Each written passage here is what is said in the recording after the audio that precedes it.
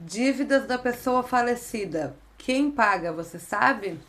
A gente já tem outros vídeos aqui falando sobre esse tema, mas eu quis trazer mais uma vez justamente porque eu tive aqui no escritório recentemente uma situação onde o herdeiro me procurou, um dos herdeiros, para falar sobre uma ação de execução que está sofrendo por um órgão ambiental, né, em que está sendo cobrada uma dívida que é sobre o terreno, a taxa de lixo, e sobre um terreno que já tinha sido vendido. Então, olha só, tem a questão do contrato de compra e venda e a não transmissão da propriedade, e também essa questão aí da dívida da pessoa falecida, quem é que paga, né? Vamos falar então hoje sobre nesse vídeo exatamente sobre essa situação, certo? Se você não está inscrito ainda no canal, se inscreve aí para receber sempre conteúdos novos, sempre relacionados a direito imobiliário. Naturalmente, me deixa aí o seu like. Se tiver dúvidas, deixa nos comentários que eu vou ter o maior prazer em estar respondendo. O meu nome é Elisane Stefanes, eu sou advogada e eu atuo exclusivamente com direito imobiliário, certo? Dito isso, então, vamos ao que viemos. Nesse caso que o cliente me procurou, o pai, né, já falecido, mas o pai na época vendeu um imóvel e ele vendeu através de contrato de compra e venda. E já tem muito tempo que ele vendeu esse imóvel. Depois de, sei lá, talvez uns 5, 6 anos que ele fez a venda desse imóvel, ele veio a falecer.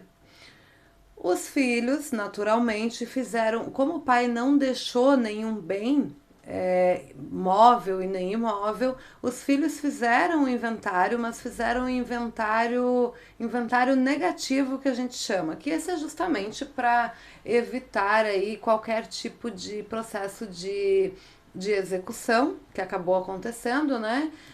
Justamente porque os bens, aliás, as dívidas não podem ultrapassar a pessoa falecida. Isso é fato consolidado na jurisprudência, não tem o que se discutir. As dívidas vão até o limite dos bens da pessoa falecida, não ultrapassam, tá? E aí, nesse caso específico, os herdeiros estão sendo executados por uma dívida de taxa de lixo sobre aquele bem imóvel que os filhos não tinham a informação de que existia, ok?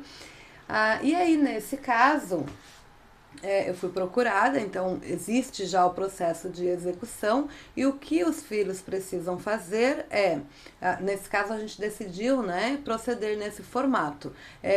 Fazer o embargos à execução, tá? Isso é processual, né? Então a gente vai embargar esse processo de execução e apontar o verdadeiro devedor, que é a pessoa que comprou o bem imóvel e não transmitiu a propriedade desse bem imóvel, né? Então olha só quanto problema pode gerar uma situação aonde você compra o bem imóvel e não transfere a propriedade. Ele ficou só com o contrato de gaveta e aí hoje ele terá responsabilidade dele essa dívida, já que a dívida é posterior à compra que ele fez, então a gente vai juntar também o contrato de compra e venda da época, né?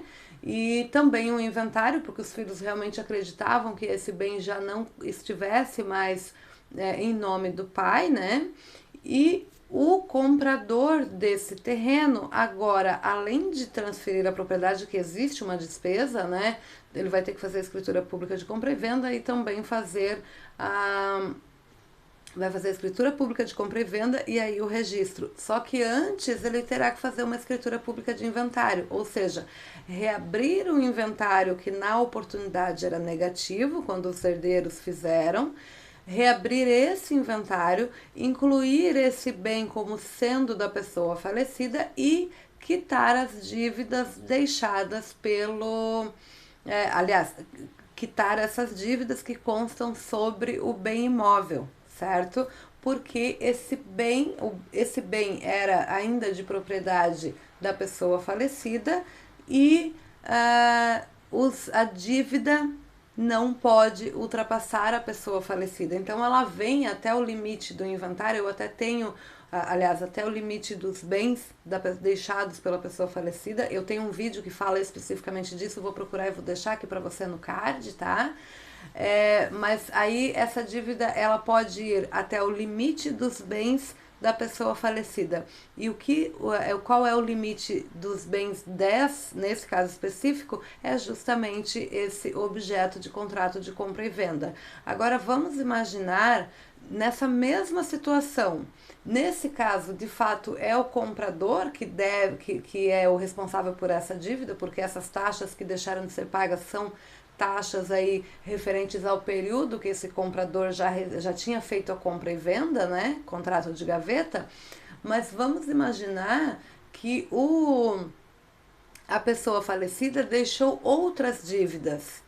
Infelizmente, teria que o comprador desse bem imóvel comprovar a compra, comprovar o pagamento, comprovar a boa-fé de que esse imóvel que foi vendido anos antes da pessoa ter falecido e não poderia fazer parte daquele patrimônio, correndo o risco de não ter seu pedido atendido no judiciário, porque teria que ser um processo judicial, e correndo o risco ainda de pagar com aquele bem as dívidas da pessoa falecida. E por que eu estou falando isso para você? Porque é muito comum as pessoas fazerem aí compra de imóveis só com contrato particular de compra e venda, ou o famoso contrato de gaveta, né?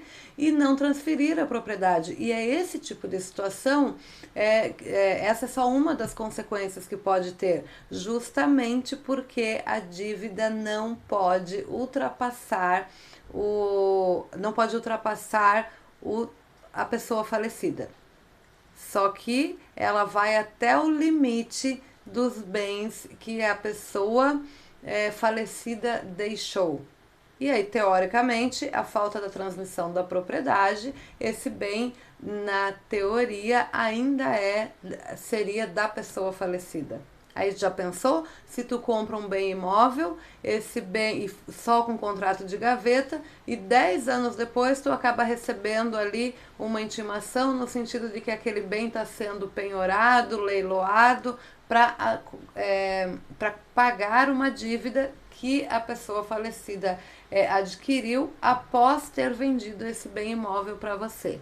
Então, não deixe de registrar, de transmitir a propriedade do bem para o seu nome. Eu vou deixar aqui no card um vídeo que eu fiz falando exatamente como proceder, né? Com o registro, com a escritura pública e também com o registro desse bem imóvel. Mas é importante que você proceda com a escritura pública e registro. O contrato de gaveta não te dá a propriedade do bem imóvel, certo?